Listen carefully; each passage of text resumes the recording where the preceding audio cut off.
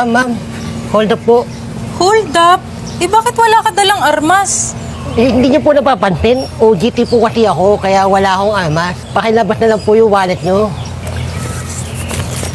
Oh, Ma'am, yung send ko na lang po kaya. kuya ano ba talaga?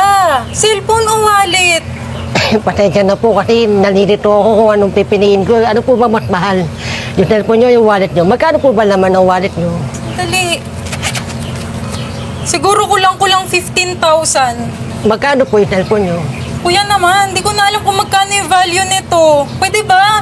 Nagmamadali na ako eh. Eh, wait lang, ma'am. Kuya, ano ginagawa mo? Tinitinan ko po kasi sa marketplace kung magkano yung cellphone niyo ngayon. Uy! Ano ba naman yan? Ay. Bakit ang tagal-tagal mo? Sino to? Ako po yung manager niya, miss. Halika nga rito. Halika dito. Ha? Dapat kinuha mo pareho.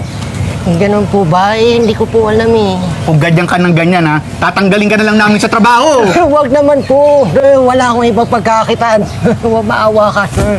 Naku, wag naman siguro tanggalin agad. Kahit pagsabihan mo na lang muna. Sige ma'am, pasensya na. Salamat. Oh, teka, hindi nyo na itutuloy? Dahil palpak po tong training namin. On the house na ma'am, hindi na namin kayo hold upin. O sige,